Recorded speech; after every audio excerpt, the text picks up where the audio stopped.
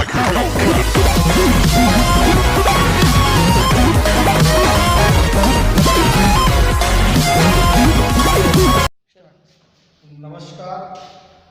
कैसे हैं आप सब। जैसा कि आप देख रहे हैं कि मैं आप सबको पाचन तंत्र के बारे में बता रहा हूँ। मैंने पाचन तंत्र की प्रथम कड़ी में आहार नाल के बारे में बताया, आहार नाल का परिचय दिया। आहार नाल का परिचय देने के समय मैंने यह देखा कि आहार नाल का पहला अंग मुख गुहा है। मुख गुहा का विस्तार से मैंने वर्णन किया, आपको समझाया। मुख गुहा में मैंने लार ग्रंथि, दांत और जीभ के बारे में बताया था। आज मैं दांत के बारे में विस्तार से वर्णन कर रहा हूँ। जैसा कि हम सभी जानते हैं कि मनुष्य में कुल 32 दांत पाए जाते हैं, जो यू के आकार की रचना में व्यवस्थित होते हैं।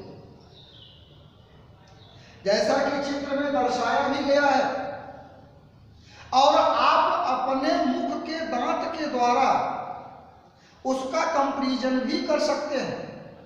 जो सामने के 4 दांत ऊपर नीचे दिखाई पड़ते हैं, उन्हें कृंतक दांत कहा जाता है। उन 4 दांतों के अगल बगल में 2 दांत कुछ नुकीले दांत दिखाई पड़ते हैं, वे रत्नक दांत होते हैं। रत्नक दांत के आगे बढ़िए तो 2 जोड़ी अग्र चर्वणक और 3 जोड़ी चर्वणक होते हैं। इस प्रकार से हमारे मुख के ऊपर और नीचे के हिस्से को पूरा मिलाकर के कुल 32 दांत पाए जाते हैं। दंत विन्यास यू के आकार का होता है। जैसा आप देखिए कि यू की संरचना बनी होती है। अब हम बात करेंगे कि दांत का आखिर उपयोग क्या है। मुख गुहा में दांत क्यों पाए जाते हैं, इनकी महत्ता क्या है। तो हमारे दांत हमारे इस पाचन तंत्र की प्रक्रिया में जो भोजन का अंतर्ग्रहण होता है, उस भोजन को छोटे छोटे टुकड़ों में बांटने का कार्य करते हैं। जो कृंतक दांत होते हैं, सामने वाले दांत भोजन को काटते हैं। कोई ऐसी चीज जो काटने से नहीं पूर्ण होकर के अंदर जाती, तो उसके बगल के जो रत्नक दांत होते हैं, वे चीरने और फाड़ने का कार्य करते हैं। हमारा भोजन जब हमारे मुख गुहा में पहुंच जाता है, फिर उसको कूचने और पीसने का कार्य होता है। तो कुचलने और चबाने के लिए अर्थात पीसने के लिए हमारे शरीर में अग्र चर्वण और चर्वणक दांत पाए जाते हैं। इस प्रकार से हमारे दांत की व्यवस्था यू के आकार में होती है। अब हम बात करेंगे कि मानव के दांत की अन्य प्राणियों से भिन्नता क्या है। अन्य प्राणियों में समदंती दांत होते हैं। आपने अन्य प्राणियों को देखा होगा कि उनके सभी दांत एक जैसे होते हैं, उसमें कोई परिवर्तन नहीं होता। लेकिन कशेरुकी प्राणियों में विषम दंती दांत पाए जाते हैं। चूंकि मनुष्य एक कशेरुकी प्राणी है, इसलिए इसमें भी विषम दंती दांत पाए जाते हैं। लेकिन कशेरुकी प्राणियों से मनुष्य में कुछ भिन्नता है, और वह भिन्नता क्या है। मनुष्य के दांत गर्भदंती होते हैं, द्विबार दंती होते हैं और विषम दंती। अब हम बात करेंगे गर्तदंती की। तो गर्तदंती की हम बात कर रहे हैं। जैसा कि आपको नाम से ही पता चल रहा है कि गर्त माने गड्ढा और दांत। गड्ढा और दांत का मतलब वह कि कुछ जानवरों में दांत हड्डी की गहराई से निकल करके बाहर आते हैं, इसीलिए बड़े मजबूत होते हैं। मनुष्य के दांत भी जबड़े की अस्थि के गड्ढे से निकलते हैं। मनुष्य के दांत जबड़े की अस्थि के गड्ढे से निकलते हैं, इसीलिए इन्हें गर्तदंती कहा जाता है। अब गर्तदंती दांत की विशेषता क्या है, उसके बारे में जानिए। निश्चित स्वभाव, सही मायने में हम जानते हैं कि जो चीज जितनी गहराई से निकलेगी वह इतनी ही मजबूत होगी। हम जानते हैं कि दांत के 3 भाग हैं। दांत का एक शिखर होता है, एक ग्रीवा होती है और साथ में जड़ होती है। जितना दांत हमको दिखाई पड़ता है वह दांत का केवल 1/3 भाग होता है। 2/3 भाग मसूड़े के अंदर हड्डी के गड्ढे में स्थित होता है। इसीलिए जब दांत से हम कोई चीज खाते हैं, कोई चीज चबाते हैं, तो दांत उखड़ता नहीं है, मजबूती से भोजन को अपने में संभाले रहता है, उससे लड़ता है और स्वयं स्थिर रहता है। दांत की दूसरी व्यवस्था यह है कि यह दांत को मजबूती से पकड़े रहता है। दांत के गड्ढे में रहने के कारण दांत मजबूती से पकड़ा हुआ रहता है, वो हिलता डुलता नहीं है।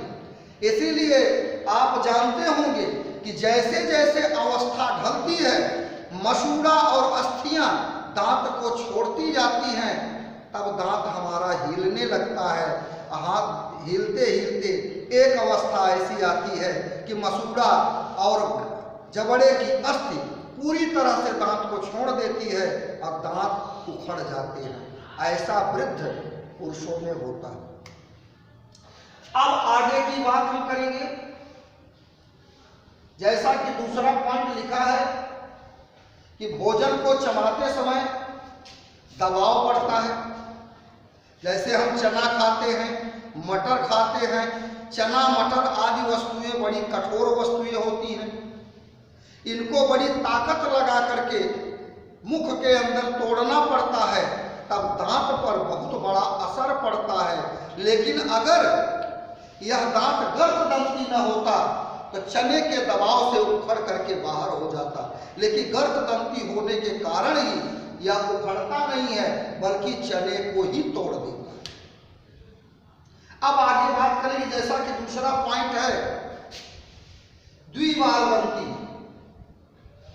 द्विबार यानी 2 बार, दंती माने निकलने वाला।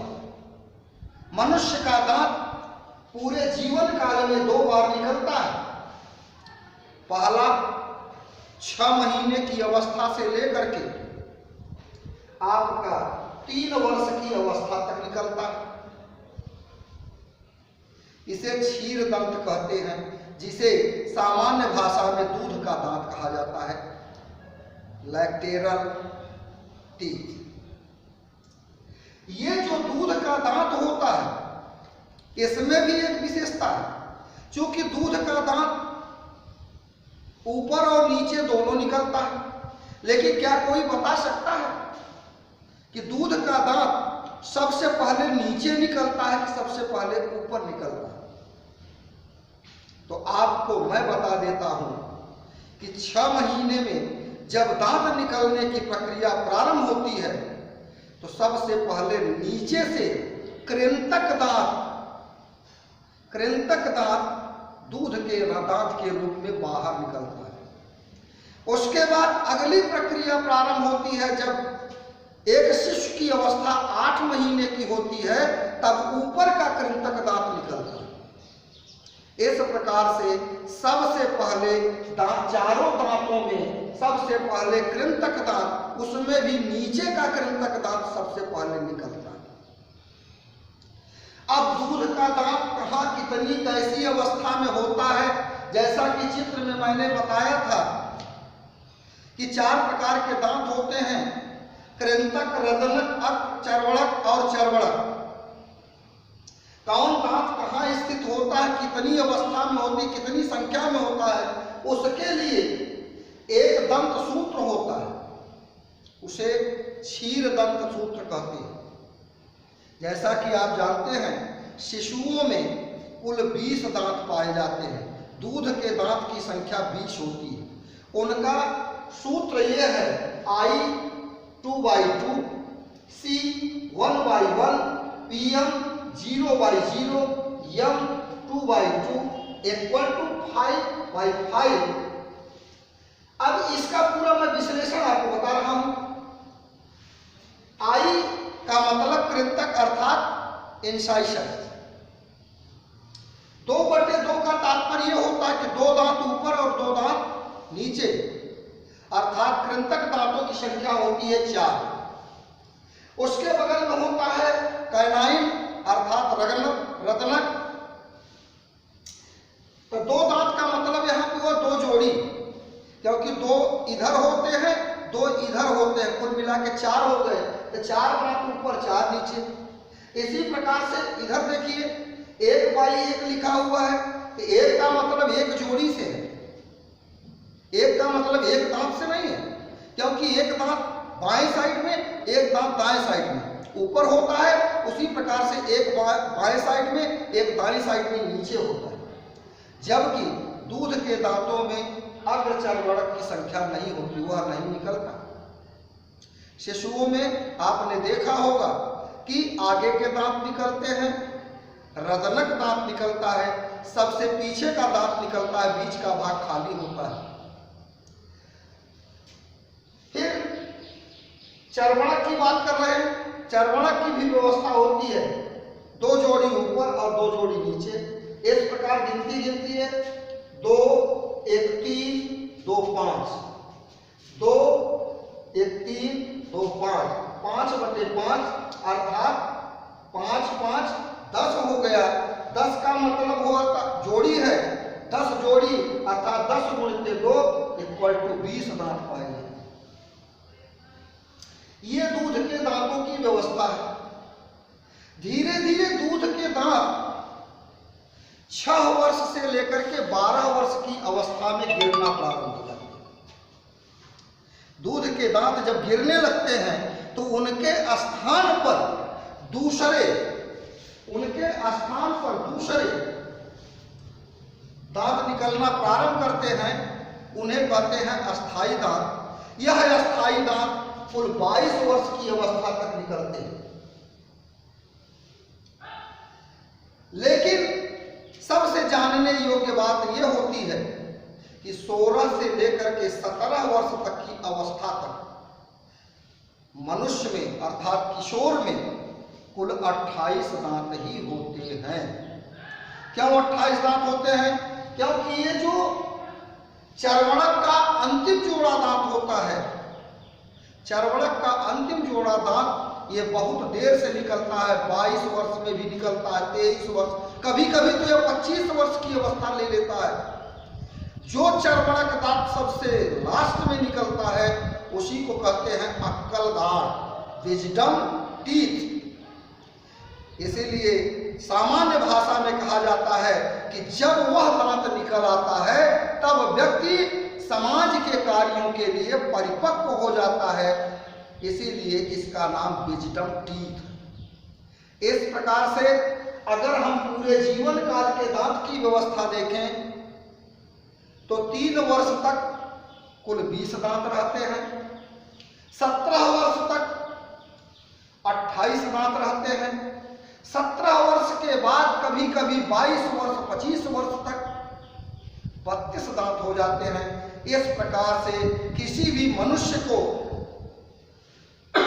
वयस्क तभी कहा जा सकता है जब वह 22 वर्ष की अवस्था में पूर्ण दांत उसके हो जाएं तब।